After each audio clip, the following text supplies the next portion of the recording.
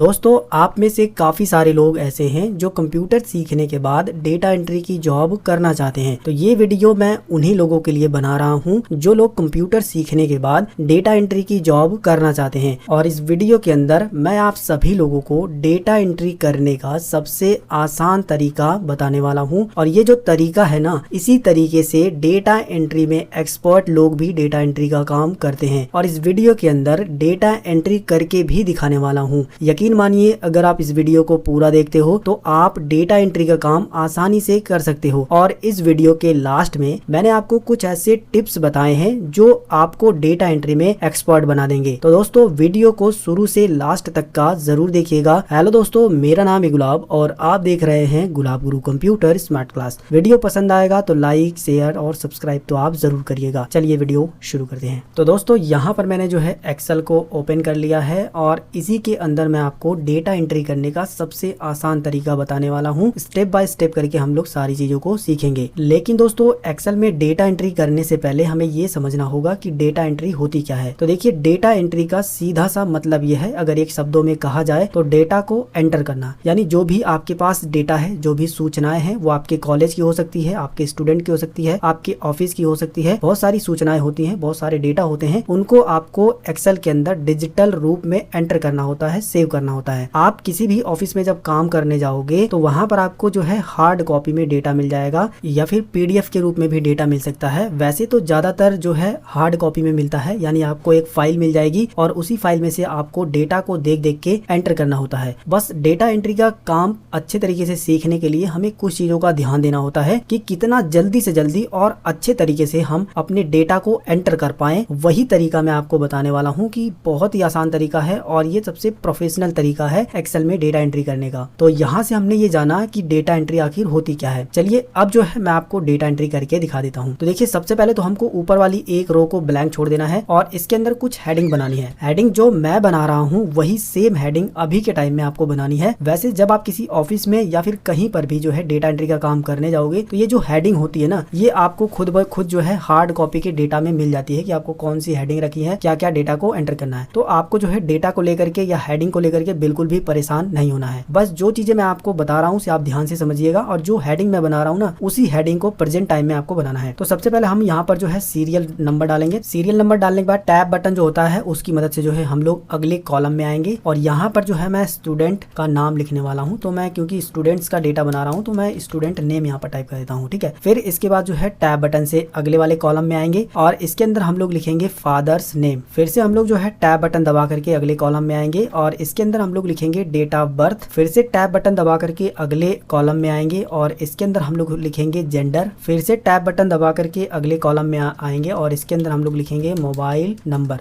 फिर से जो है टैब बटन दबा करके अगले वाले कॉलम में आएंगे और इसके अंदर हम लोग लिखेंगे कोर्स। फिर से जो है टैब बटन दबा करके अगले वाले कॉलम में आएंगे और इसके अंदर जो है फीस टाइप करेंगे। कुछ लोग फी ही लिखते हैं, FEE, तो आप वो भी लिख सकते हो या फिर पूरा फीस आपको हेडिंग में लिख देना है। इसके बाद जो है टैब बटन दबा करके अगले वाले कॉलम में आना है और इसके अंदर आपको लिखना है एडमिशन डेट। अब जो है हमारी ये वाली हेडिंग कंप्लीट हो गई है। जो भी हेडिंग हमको बनानी थी वो हमने बना ली है। इसके बाद आपको क्या काम करना है कि अभी देखोगे ये स्टूडेंट नेम छिप रहा है, ये छिप रहा है, ये छिप रहा है। तो जो चीजें छिप रही है ना, उनको आपको कॉलम की चौड़ाई को थोड़ा सा बढ़ा लेना है। कॉलम की चौड़ाई बढ़ाने के लिए आप जैसे ही कॉलम के इस वाली लाइन पर लेकर आएंगे तो आपका माउस पॉइंटर कुछ इस तरीके से बन जाएगा। अब आपको माउस का लेफ्ट बटन दबा करके जितनी इसकी चौड़ाई को बढ़ाना है उतना आप इस तरीके से बढ़ा सकते हो। तो मैं इसको भी इस तरीके से यहाँ बढ़ा देता हूँ। ये भी छिप रहा है, मैं इसको भी इधर बढ़ा देता हूँ। मोबाइल नंबर को भी थोड़ा सा बढ़ा लेते हैं और यहाँ पर एडमिशन डेट जो है ये भी थोड़ा सा इस तरीके से बढ़ा लेते हैं। अब जो है हमने जो हेडिंग हमको बनानी थी वो हेडिंग हमने बना दी है। अब ऊपर की साइड में हमको एक मेन हेडिंग देना है। मेन हेडिंग देने के लिए हम सभी कॉलम को यहाँ से लेकर के यहाँ तक जो है सेल को सिलेक्ट कर लेंगे। इसके बाद जो है आपको होम टैब के अंदर मर्ज एंड सेंटर का ऑप्शन मिलेगा। आप ये देख सकते हो, आपको इसी पर क्लिक करना है। जैसे ही आप इस पर क्लिक करोगे तो ये जो सेल है ना वो मर्ज हो जाएगी। अब आपको इसके अंदर डबल क्लिक करना है और इसके अंदर लिखना है आपको स्टूडेंट्स एडमिशन डिटेल्स। लिखने के बाद जो है आपको बाहर क्लिक करना करना है, फिर से इस सेल पर क्लिक करना है और इसको थोड़ा सा बोल्ड कर देना है और इसकी साइज जो है थोड़ा सा बढ़ा देना है, लगभग 16 के करीब। और इसके बाद जो हमने ये हेडिंग बनाई है ना सीरियल नंबर से यहाँ तक, इसको सेलेक्ट करना है और इसको जो है एक पॉइंट तक बढ़ा देना है, कुछ 12 तक, और इसको भी बोल्ड कर देना है। अभी भी आप देखोगे थोड़ा थोड़ा छिप रहा है, तो हम अभी भी जो है इसको डबल क्लिक करके भी एडजस्ट कर सकते हैं। कुछ इस तरीके से ऑटोमेटिक जो है एडजस्ट हो जाएगा जितनी इसको जगह चाहिए। अब हमको जो है दोनों को सिलेक्ट करना है कुछ इस तरीके से। आप पहले तो इस वाली सेल में क्लिक करिए, माउस का लेफ्ट बटन दबा करके नीचे तक सिलेक्ट कर लीजिए। इसके बाद जो है यहाँ पर आना है बॉर्डर में और यहाँ पर जो है ऑल बॉर्डर पे क्लिक कर देना है, बॉर्डर इसके अंदर लग जाएगा। इसके बाद जो है स्टूडेंट एडमिशन डिटेल जो लिखा हुआ है इस पे क्लिक करना है और इसके बैकग्राउंड में कुछ ऐसा कलर भर देना है, आपकी मर्जी है, आप कोई भी कलर भर सकते हो। इसके बाद नीचे वाले को सिलेक्ट करना है और यहाँ से जो है आप कोई दूसरा भी कलर इसके अंदर भर सकते हो, तो मैं ये वाला भर देता हूँ। ठीक है, फिलहाल अभी के टाइम में जो हमारी मेन हेडिंग होती है वो सारी की सारी तैयार हो चुकी है। अब जो है हमको इसके अंदर स्टूडेंट का डेटा भरना है। डेटा भरने के लिए आप मैनुअली भी यहाँ पर क्लिक करके स्टूडेंट का नेम भर सकते हो, फादर्स नेम, उसका डेट ऑफ बर्थ, उसके बाद जेंडर, मोबाइल नंबर, इसके बाद जो है कोर्स फीस और एडमिशन डेट। लेकिन इस वीडियो के अंदर मैं आपको मैनुअली डेटा एंट्री करके नहीं दिखाने वाला हूँ, बल्कि हम लोग फार्म का इस्तेमाल करके इस डेटा की एंट्री करने वाले हैं। यानी कि एक्सेल के अंदर आपको एक ऐसी सुविधा मिलती है फार्म की, उस फार्म का इस्तेमाल करके आप जो है कोई भी डेटा एंट्री का काम आसानी से यहाँ पर कर सकते हो। तो सबसे पहले हम क्या काम करेंगे कि यहाँ पर जो है इस पर क्लिक करेंगे ऑफिस बटन पर। ऑफिस बटन पर क्लिक करने के बाद यहाँ पर आपको एक ऑप्शन मिलेगा एक्सेल ऑप्शंस, आप ये देख सकते हो एक्सेल ऑप्शंस है, इस पर क्लिक करिए। क्लिक करने के बाद जो है यहाँ पर आपको कस्टमाइज का ऑप्शन मिलेगा, कस्टमाइज पर क्लिक करिए और यहाँ पर आपको क्लिक करना है। देखिए कस्टमाइज पर क्लिक करने के बाद चूज कमांड का ये जो ऑप्शन है इस पर क्लिक करिए और यहाँ से जो है ऑल कमांड को आपको सिलेक्ट कर लेना है। किसको? ऑल कमांड को सिलेक्ट कर लेना है। अब इसके अंदर देखोगे आप ए से शुरू हुआ है तो हमको एफ में जाना है, हमको फार्म ढूंढना है। ठीक है, तो हम इस तरीके से नीचे की साइड तक स्क्रॉल करके एफ तक जाएंगे, जहां पर एफ से लेटर शुरू होंगे वहां पर हमको जो है फार्म मिल जाएगा। तो देखिए यहाँ पर जो है हमको फार्म मिल गया है, आप ये देख सकते हो। हम क्या काम करेंगे, फार्म पर क्लिक करेंगे, ये देख सकते हो फार्म है। फार्म पर क्लिक करने के बाद ऐड पर क्लिक करेंगे। ऐड पर जैसे ही आप क्लिक करोगे तो देखोगे यहाँ पर जो है फार्म आ जाएगा। ठीक है, इसके बाद अब आपको ओके पर क्लिक कर देना है। ओके पर क्लिक करते ही अब आपका काम हो गया है। आप यहाँ पर देखोगे कि पहले जो है सेव और अंडो और रीडो 3 ही बटन थे क्विक एक्सेस टूल बार में, अब जो है यहाँ पर एक फार्म का भी बटन आ गया है, आप ये देख सकते हो। ठीक है, अब आपको इसी फार्म का इस्तेमाल करके यहाँ पर डेटा एंट्री का काम करना है, जो कि एक्सपर्ट लोग भी इसी तरीके से काम करते हैं। तो हमें क्या काम करना है कि जो मेन हेडिंग है ना, इस मेन हेडिंग को सिलेक्ट कर लेना है। मेन हेडिंग को सिलेक्ट करने के बाद फार्म पर क्लिक कर देना है। इसके बाद देखिए इस तरीके से एक पॉपअप विंडो आएगी, इसके अंदर बस आपको ओके पर क्लिक कर देना है। ऑटोमेटिक जो आपने हेडिंग बनाई होगी उसके हेडिंग के अकॉर्डिंग यहाँ पर आप देखोगे हेडिंग बन करके आ जाएगी, चाहे वो सीरियल नंबर की हो, स्टूडेंट नेम की हो, या फिर जो है father name, date of birth, gender, mobile number, course fees और एडमिशन डेट, सारी चीजें आप देख सकते हो। जो हमारी मेन हेडिंग थी वो सारी की सारी आ गई है। अच्छा, एक और तरीका है कि अगर आप सीरियल नंबर मैनुअली यहाँ पर भर देते हो, मैं वो भी तरीका आपको बता देता हूँ। देखिए सीरियल नंबर आप इस तरीके से भी भर सकते हो, एक लिखने के बाद 2, और इस तरीके से भी काफी सारे लोग कर देंगे। जैसे कि इस तरीके से आप मान लीजिए इतना करना चाहते हो, तो अब तो हमने सीरियल नंबर भर दिया है, तो सीरियल नंबर मान लीजिए आपको फार्म में नहीं लेना है, तो उस कंडीशन में आपको डेटा यहीं से जो है सेलेक्ट करके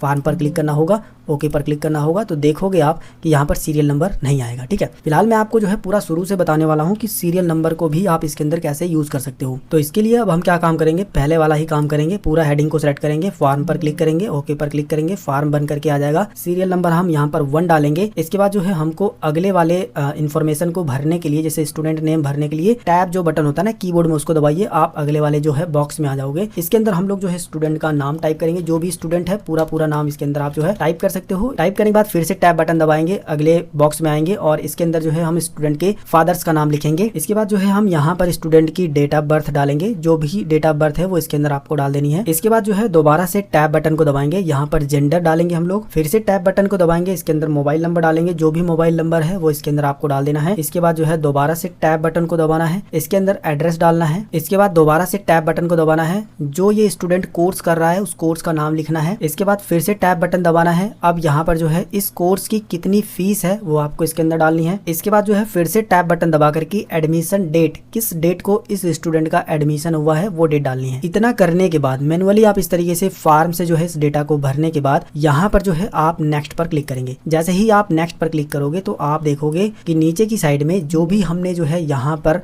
डिटेल भरी थी वो स्टूडेंट की, पहली स्टूडेंट की डिटेल जो है हमारे ये जो डेटा एंट्री हम कर रहे हैं उसके अंदर हमारे डेटा के अंदर जो है फीड हो गई है ऑटोमेटिक। आप देख सकते हो यहाँ पर आप एक चीज देखोगे कि ये जो है एड्रेस है ना वो छिप रहा है। तो दोबारा से हम क्या काम करेंगे, इसको जो है इस तरीके से बड़ा कर देंगे जो छिप रहा है। ठीक है, अब जो है मेरे ख्याल से सारी चीजें बिल्कुल प्रॉपर तरीके से आएगी। तो फिर से हम लोग जो है उसी फॉर्म को लेकर के आएंगे। तो यहाँ पर फॉर्म पर क्लिक कर देंगे।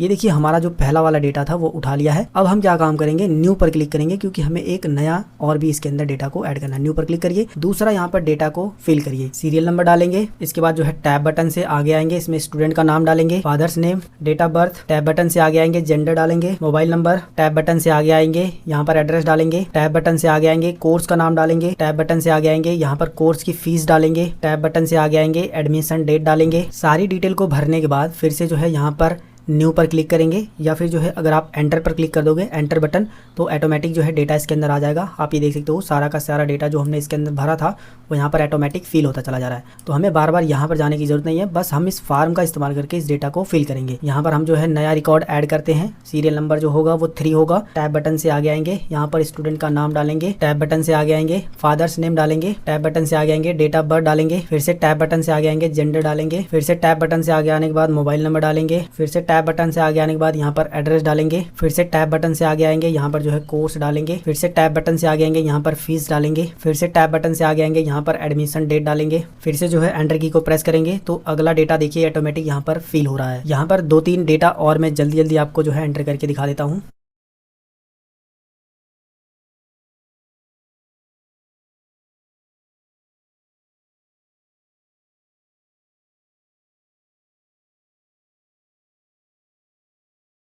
तो देखिए 5वां रिकॉर्ड भी हमने यहाँ पर ऐड कर दिया है। हम यहाँ पर एंटर की को प्रेस करेंगे तो 5वां रिकॉर्ड भी ऐड हो जाएगा। इसी तरीके से आपके पास जितना भी डेटा है आप आराम से उनकी हेडिंग बना करके फार्म से ही उनका जो है डेटा एंट्री का काम कर सकते हो। और ये सबसे आसान तरीका है, बस आपको इस फार्म के अंदर ही डिटेल को डालना होता है। अब मान लीजिए यहाँ पर कोई गलती हो गई है तो आप उसे सही कैसे करोगे, ये भी सवाल बनता है। तो उसको आप फार्म से ही सही कर सकते हो, उसको डिलीट भी कर सकते हो। तो सही करने के लिए ये जो फाइंड प्रीवियस है और फाइंड नेक्स्ट है, इनकी मदद आपको लेनी होगी। जैसे मैं फाइंड प्रीवियस पर क्लिक करूंगा तो जो अभी हमने रिकॉर्ड को ऐड किया है वो यहाँ पर दिखाई देगा। आप इसमें जो भी करेक्शन करना चाहो आराम से करेक्शन कर सकते हो। जैसे कि मैं इसकी जो है डेट ऑफ बर्थ जो है 2004 कर देता हूँ। ठीक है, मैं यहाँ पर 4 डाल करके न्यू पर क्लिक करूँगा तो देखोगे इसकी जो डेट ऑफ बर्थ है ना, मैं आपको दिखा देता हूँ। ये देखिए 2004 हो गई है। ठीक है, यहाँ पर आप देख सकते हो। इसी तरीके से फाइंड प्रीवियस पर क्लिक करके आप जो है जो भी डिटेल, जिसकी भी डिटेल चेंज करना चाहो, देखिए आप 4th नंबर का स्टूडेंट हमारा आ गया है। फिर से प्रीवियस पर क्लिक करेंगे, 3 नंबर का आ जाएगा। इसके अंदर कोई करेक्शन करना हो आराम से कर सकते हो। फिर से जो है दूसरे नंबर का आ जाएगा और ये पहले नंबर का आ जाएगा। और न्यू पर क्लिक कर दोगे तो आप जो है एक नया रिकॉर्ड ऐड कर सकते हो। और डिलीट पर क्लिक कर दोगे तो ये रिकॉर्ड डिलीट भी हो जाएगा। ठीक है, जैसे कि मैं फाइंड नेक्स्ट पर चल गए, 5वां रिकॉर्ड को आपको डिलीट करके दिखा देता हूँ। ये देखिए 5वां रिकॉर्ड है, इसको अगर हम डिलीट करना चाहते हैं तो बस हम डिलीट पर क्लिक करेंगे। ये हमसे पूछेगा क्या आप परमानेंटली से डिलीट करना चाहते हैं, और आप अगर ओके पर क्लिक कर दोगे तो ये हमेशा के लिए डिलीट हो जाएगा। और आप इसे Ctrl+Z भी करोगे, यानी इसको अंडू भी करोगे, फिर भी वो नहीं आएगा। इतना आपको ध्यान देना है। तो हम यहाँ पर ओके पर क्लिक करेंगे तो देखिए हमारा जो 5वां रिकॉर्ड था वो डिलीट हो चुका है। तो इससे आप जो है डिलीट भी कर सकते हो। और फाइंड प्रीवियस से आप जो है प्रीवियस वाले रिकॉर्ड को देख सकते हो, और फाइंड नेक्स्ट से आप जो है नेक्स्ट वाले रिकॉर्ड को देख सकते हो। तो प्रीवियस पर क्लिक करके आप इसमें रिकॉर्ड तो देख ही सकते हो, साथ में मैंने आपको बताया कि आप इसमें करेक्शन भी कर सकते हो। जो भी सुधार करना है आप आराम से कर सकते हो। इस तरीके से आप जो है डेटा एंट्री का काम बड़े ही आसानी से कर ही सकते हो। इसके अलावा पहले तो मैं इस बॉक्स को यहाँ से हटाता हूँ। अब इसके अंदर आपको बॉर्डर वगैरह लगा करके इसको अच्छे तरीके से एडजस्ट करना होता है। जैसे कि हम इसे बॉर्डर यहाँ से दे देते हैं, पूरा सेलेक्ट करेंगे जितना हमको बॉर्डर लगाना है, यहाँ पर क्लिक करके ऑल बॉर्डर पर क्लिक कर देंगे तो ये और भी सुंदर दिखाई देता है। और ये जो फार्म हम यहाँ पर लेकर आए हैं ना, ये हमेशा रहता है। कभी भी आप जो है इसके अंदर फार्म से जो है डेटा एंट्री का काम कर सकते हो। आप यहाँ पर देखोगे ये जो हमने मोबाइल नंबर डालने हैं +11 करके आ रहा है, यानी ये मोबाइल नंबर 10 से ज्यादा है इसलिए ऐसा आ रहा है। तो हम इसको जब डिजिट को डिलीट करेंगे, बाहर क्लिक करेंगे, फिर ये जो है इतना बड़ा नहीं होगा, यानी प्लस करके नहीं आएगा। तो ये चीज को आपको समझ लेना है। फिलहाल जब आप रियल वाला मोबाइल नंबर यहाँ पर डालोगे तो जो प्लस वाली दिक्कत आ रही थी वो दिक्कत बिल्कुल भी नहीं आएगी। और ये जो फार्म है ना, ये आपको हमेशा यहीं पर मिलेगा। जैसा कि मैंने आपको बताया, जब भी आपको इसके अंदर डेटा एंट्री का काम ऐड करना हो और भी जोड़ना हो तो बस आप जो है हेडिंग पर क्लिक कर दीजिए कहीं पर भी, और यहाँ पर फार्म पर क्लिक करिए। ये जो फार्म है ऑटोमेटिक खुल करके आ जाएगा। और यहाँ पर आप न्यू पर क्लिक करके यहाँ पर न्यू रिकॉर्ड को भी ऐड कर सकते हो। दोस्तों, ये जो हम लोग फार्म का इस्तेमाल करके डेटा एंट्री का काम करेंगे, ये बहुत ही आसान होता है। और लगभग 90% लोग जो है इसी फार्म का इस्तेमाल करके डेटा एंट्री का काम करते हैं। और आप भी जो है इसी तरीके से डेटा एंट्री का काम बड़े ही आसानी से कर सकते हो। चलिए अब मैं आपको वो टिप्स बता देता हूँ जो मैंने मैंने वीडियो के शुरू में ही आपको बताई थी कि मैं आपको कुछ ऐसी टिप्स बताऊंगा जिसका इस्तेमाल करके आप डेटा एंट्री में एक्सपर्ट बन सकते हो। देखिए, पहली बात तो हमने यही जाना कि फार्म से जो है कैसे हम लोग जो है डेटा एंट्री का काम कर सकते हैं। दूसरी बात यह है कि डेटा एंट्री कोई हवा नहीं है, कोई बहुत बड़ा काम नहीं है। बस आपको अपने दिमाग में ये रखना है कि हमें डेटा मिलेगा, उसको देख देख के एंट्री करनी है। अब देख देख के कौन नहीं एंट्री कर सकता है, सभी लोग कर सकते हैं, लेकिन हमें तो एक्सपर्ट वाली एंट्री करनी है, यानी काफी फास्ट तरीके से और अच्छे तरीके से एंट्री करनी है। तो यहाँ पर आपने एक चीज को नोटिस किया होगा कि जब मैंने शुरू में ही आपको बताया था तो मैंने इसको जो है सेंटर करना भी बताया था ताकि ये कुछ अच्छा प्रोफेशनल दिखाई दे। इसके बाद जो है हमने इसको भी बोल्ड वगैरह किया था, इसका जो है साइज अच्छे तरीके से एडजस्ट किया था, इसके अंदर बॉर्डर लगाया था।